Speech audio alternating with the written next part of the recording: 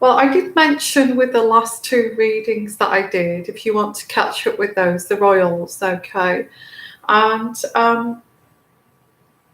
that Prince Charles had been brought up with a template of you can have whatever you desire, being the future King of England. So this was a template from Philip, the royals, the royal court, especially Prince Philip, okay, because of the template. And if you want to look at, go into the template that I'd mentioned before, which is on the other recent readings that I've done, please do have a look there, because he was very much encouraged to have affairs, Prince Charles, okay, to his detriment, because now it seems like it's there, it's all coming out now. It's embarrassing. It's embarrassing because Prince Charles is not like that anymore. He's, that was then when it was very kind of influential of his father, and being kind of pressured, get out there, have fun, have a few flings. So it was that kind of era. So the only thing is, I feel this extended into they were lovers. They were lovers before Sarah Ferguson met Andrew. They were lovers. Before Charles met Diana, they were. I think they all knew that they were lovers. Diana knew that they'd had a fling. Prince Andrew knew that they had a fling, and I kind of accepted that. It was acceptable. Charles is the future King of England. He can do what he wants. He can have what he wants, whatever he desires, okay? Because that's, the kings and the queens of the land can have whatever they desire, including other people's wives and other people's, and this is where I commit some of my dad's books there. So just put in my dad's books there if you want to look that up on Amazon.com.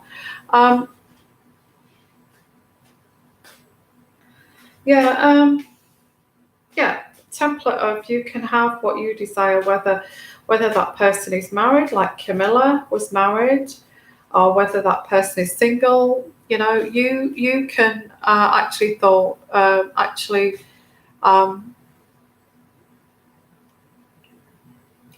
you think about this, okay? This is live and interactive. If you want to make comments there. I pick up intuitively that Charles got what he wanted, okay? And also this kind of narcissistic upbringing too, with no emotion. You don't marry, you marry for duty, you don't marry for love. And before you get married, you treat people like objects, women like objects. Now, I'm not saying that Prince Charles is like this now. I don't feel he's not like this now. He's embarrassed by this, actually. He's embarrassed about a lot of things. He's embarrassed about the way that Diana was treated.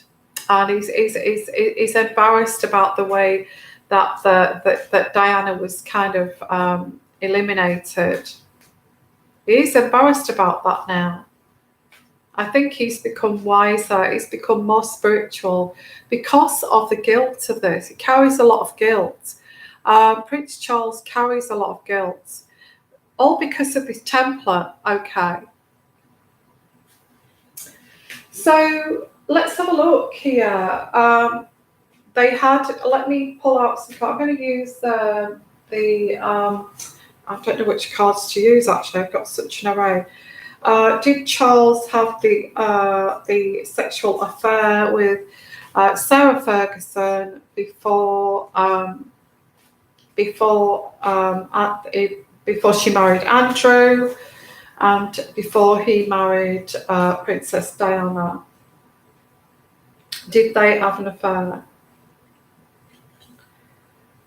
Well, we know that she's been blocked from, I've got the block card here. Well, Sarah Ferguson has been blocked from the royal family, or was blocked from the royal family because of this reason. Okay. Yeah, he was juggling. Okay, he was juggling one or two people, and that included Sarah Ferguson. Okay, this was before. This was before the marriage to Diana. This was before the marriage to Andrew. So Prince Charles was actually juggling a number of, and Sarah Ferguson knew this. Okay, Sarah Ferguson knew this. She was a willing participant in this playfulness and this kind of folly. She didn't mind, you know. She agreed to it. She agreed because, you know, royals don't marry for love. They actually marry for game playing and duty. And the women that get involved with the royals, beware, because it's all about the Game of Thrones here. Now, the Game of Thrones, what I mean by that is that you know, Sarah Ferguson was wanting to be the future queen. Diana was wanting to be the future queen. Camilla Parker Bowles wanted to be the future queen. So there's quite a number here being juggled around, and more. Okay, there were more being juggled here. Oh yes, Charles was very much living to, you know, his single bachelor kind of years. So yeah, I get what they have in common is that Sarah Ferguson is very playful. She teases. She's playful. She'll say kind of. She has these really kind of cheeky kind of comments. That some of these cheeky comments was that I'm picking up here were a little bit sexual. Okay, and that's what I pick up. It's Diana's not like that. Diana wouldn't even dream of being flirty like that. But yeah, Sarah Ferguson, very flirty, very playful. I get a slap in the bum, the backside of Charles quite a number of times, you know. Inappropriate behaviour. She was willing to show this inappropriate behaviour. I'm not going to stop this because this is what's coming through. She was willing to show this inappropriate behaviour, slapping of backsides and doing what she shouldn't do to a royal. She was anyway. So this is what I've got here. She was flirty. She was fun. She was willing. She was game. She didn't, you know, she didn't mind having fling with Prince Charles.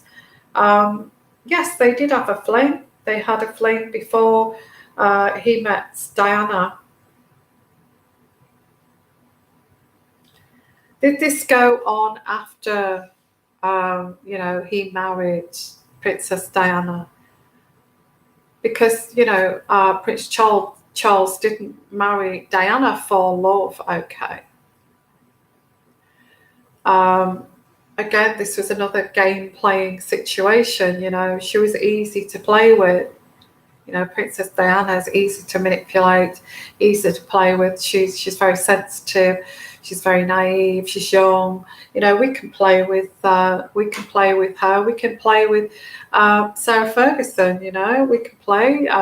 Actually, Sarah Ferguson's more willing. You know, more willing to actually play this game than Diana. So let me just say that they don't marry. They at that time they did not marry for love. It was all manipulation and games.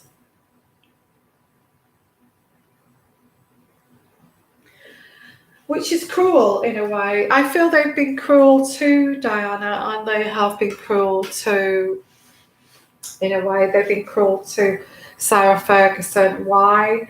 Because I feel this bed hopping, and this is what I'm picking up here. This bed hopping is actually went on after she married Andrew.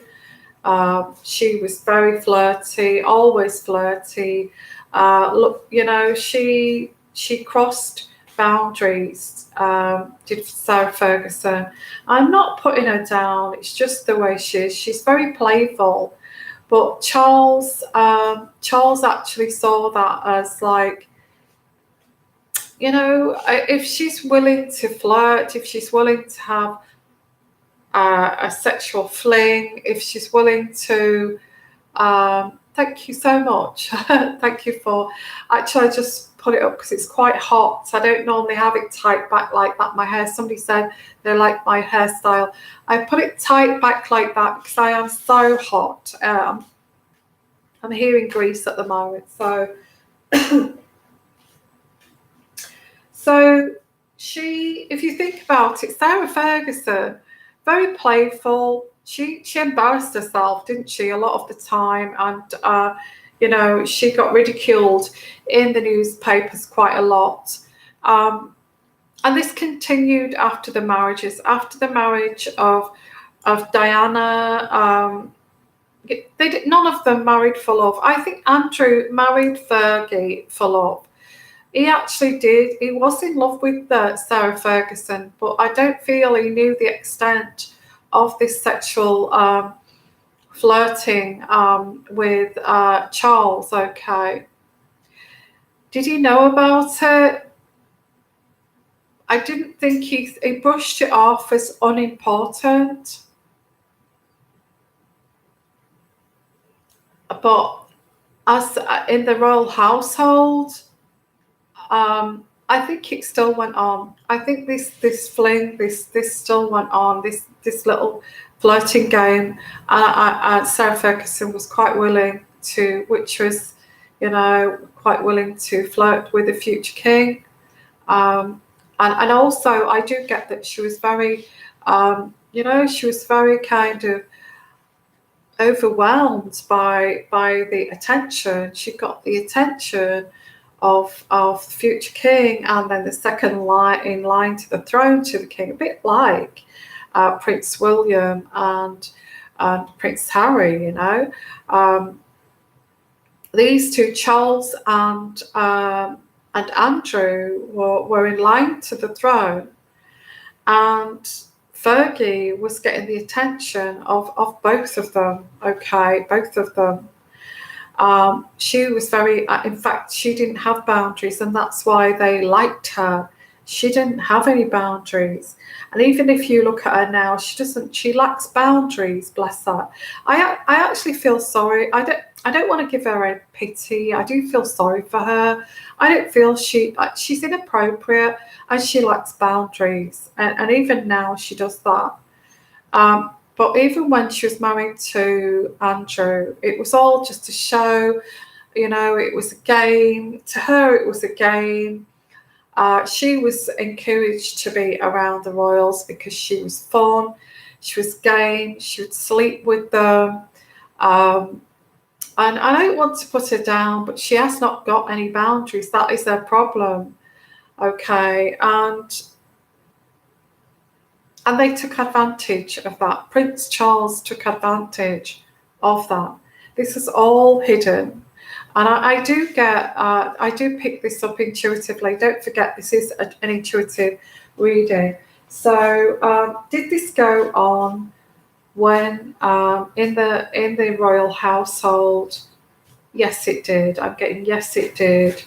Andrew was in love with Sarah, but kind of realised these kind of secret meetings with Charles was quite often.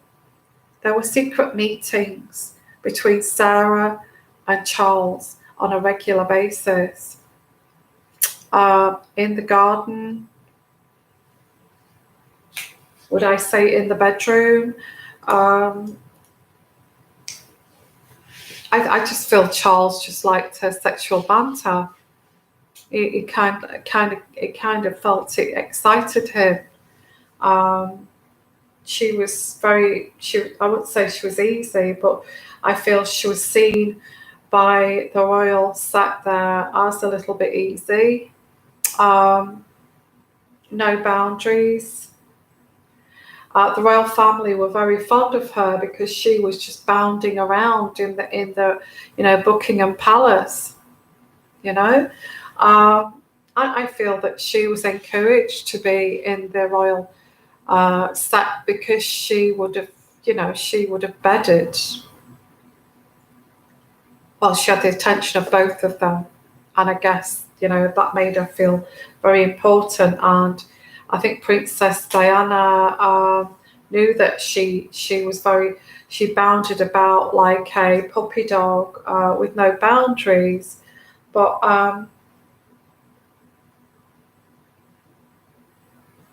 were they bed hopping? Now, I think, don't forget, this is an intuitive reading. It's not fact, okay? I don't want any comeback here of, but this is what you believe it or you don't believe it, okay? So were they bed hopping? Well, Diana wasn't bed hopping, let's put it that way. I don't feel she was allowed to. She was the future queen, the mother of the future, royal children there. So Diana wasn't like that. But for Sarah, yes, I feel she was very willing to. I feel she would. Her first choice. I feel Sarah Ferguson's first choice would have been Charles. Okay, because they hooked up before. They had a sexual affair before actually Andrew met her, and she actually, Sarah Ferguson, wanted to be with Charles. She wanted to be that royal, but because she was so willing to lay down and have sex with him, regardless of him seeing a number of people juggling away there, I actually feel that yeah, this went on. I don't think Charles was that great in bed.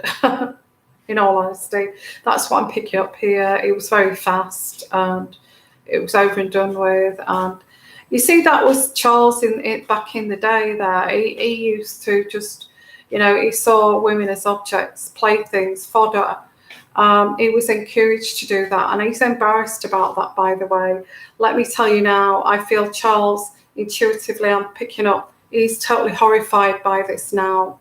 And he encourages his sons to stick by one woman and love that woman and be with that woman and respect that woman. He's very much into this now. But at the time, Prince Philip was encouraging Charles to just, whatever. Can I swear here? No, I won't swear because it's like I don't want to get too adult here. But he was told to have sex with anything that's standing, basically. He's embarrassed by that, Charles, now. He is. If he did, in that time when he was like sowing his wild oats, he actually did fall in love with Camilla. And, anybody is kind of, the king, the future king of England, can have what he wants. He can have anything he wants. If that woman is married and Charles wants to have a sexual encounter with that woman, that would be allowed, okay, in that circle. Let's not forget it's the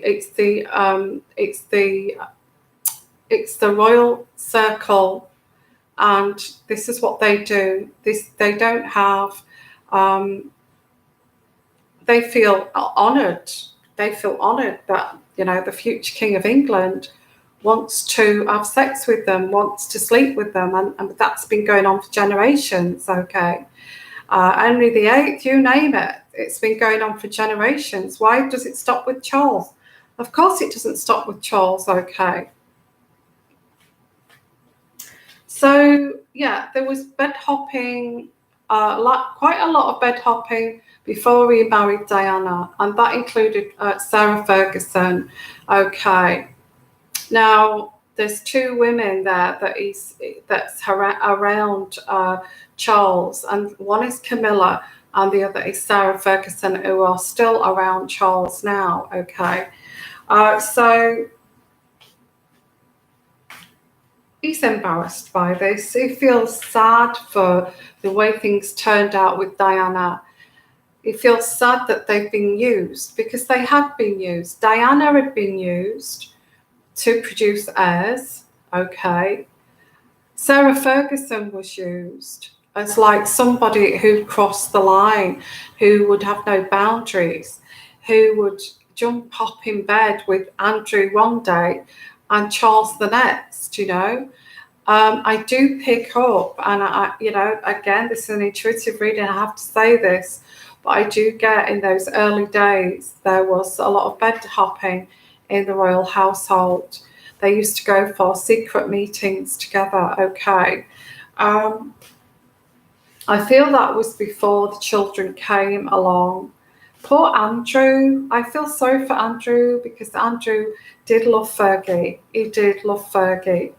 Now let's have a look. Was there bed hopping while after the marriage of Andrew and Charles and Diana? Was there bed hopping between Sarah Ferguson, Andrew, and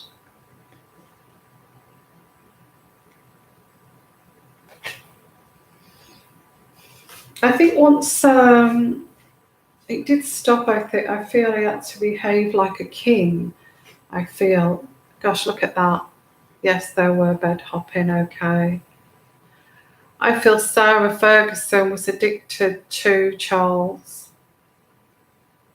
because he was the future king.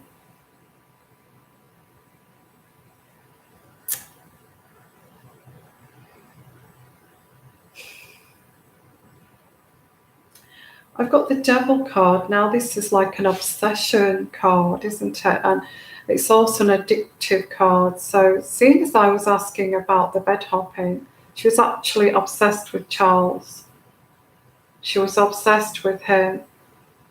I don't feel that Fergie could have given Charles up after kind of thinking, I should have been Diana. I had a sexual encounter, a romantic fling with him before Diana. That should have been me. Okay. I feel there were still bed hopping after the marriages. Isn't that sad? That is so sad. This is what I'm picking up here. That she was bed hopping between the two of them. And it was acceptable. Fergie saw it as lots of attention from these two men.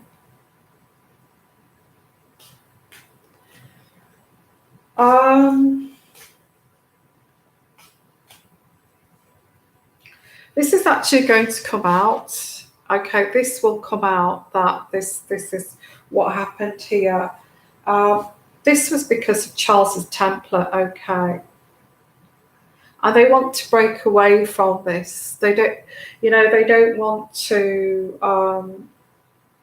they want to move on from this. It's another era. He's married to Camilla. He's very kind of protective of his sons. He just feels terrible about that era of the way, but he realizes that his father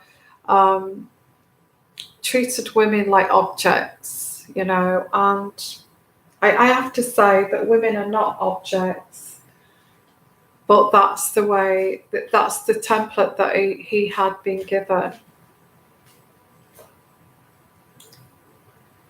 And since then, since that time, Charles has been looking for to try to balance this, okay, which I've got the Two of Swords. He's tried to balance this. How has he tried to balance this? Well, Sarah Ferguson showed really her true colours, that she was sleeping with both of them, and that she was willing to just cross the line, and that's why she was welcomed into the royal as just a piece of, as something to play with, like a play fodder. Okay. So was Diana. And in all honesty, Sarah Ferguson is very, very loving. Yeah? I get the Queen of Cups. Sarah Ferguson is very affectionate, very loving, but she got involved with this tryst, and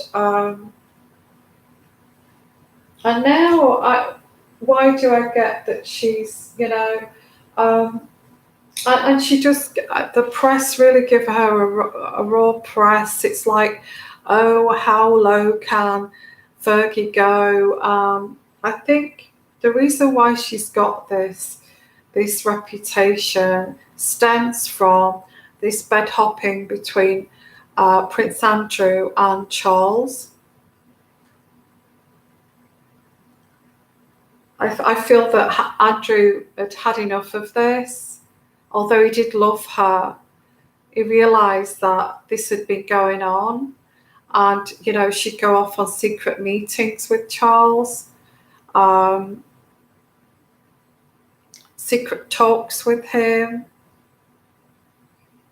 She wouldn't talk to Andrew, she'd go off and talk to Charles, so I feel that Andrew got tired of this, and then they got divorced, didn't they? I feel that Andrew started having affairs. I just feel, and I feel this very strongly, that Sarah Ferguson was introduced into the royal set because she crossed boundaries. She was willing to sleep with and have fun and cross boundaries. She was fun, fun, and she was entertaining the royals. She was entertaining Charles. She was entertaining Andrew. She was funny. She didn't mind tripping up, showing herself up like that, and that's why this fumbling woman was allowed to come into the royal family, because of the way she was. She got used, the same as Diana did. She got used, okay. She got used as somebody to play with, a plaything, fodder, okay. And she got cast out of the royal family because of that, okay. They actually banished her, didn't they, from the royal family. I feel it was partly to do with, you've slept with all the flipping royals there. You've slept with Andrew, you've slept with Charles. Camilla thought she was a bit of a, hussy. I feel that they wanted her out of the way. And this, after Diana died, after she died, I feel that then it was, we need to get rid of her too. We need to get rid of Sarah Ferguson too. So she was banished from the royal family, left to struggle on her own, with no, just thrown to the wolves, with no support, nobody to care for her. And in a way, she was a victim, okay? And Sarah Ferguson, if you're listening, I'm not having a go at you, okay?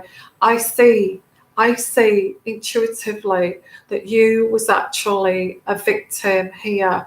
You was used here too. And you was thrown away after they'd finished with you. And, and this is the way it is. And they left Sarah Ferguson with no financial support to struggle on her own. This was why she did all these interviews, which made her look evil, because she'll cross lines. She would cross boundaries. And the royal family knew this. Oh, she will cross boundaries.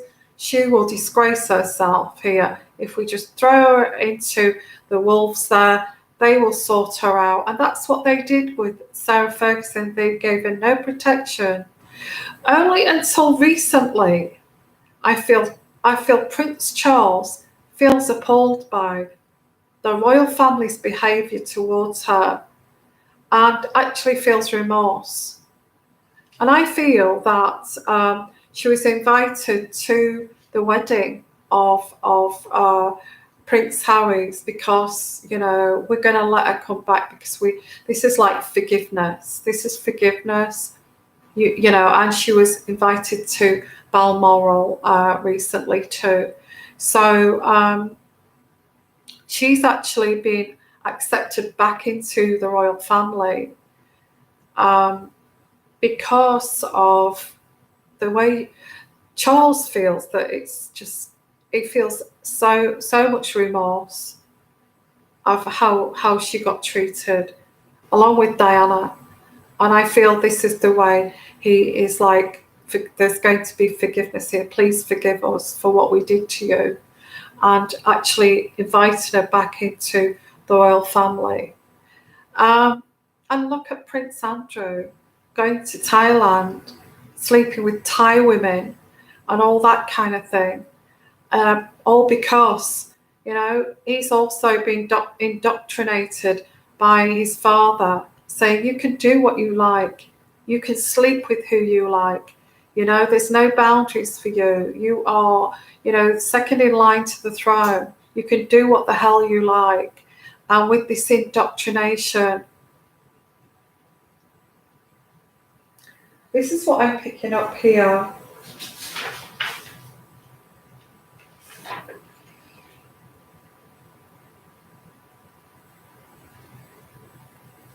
I have to say, and this is very kind of controversial, I know.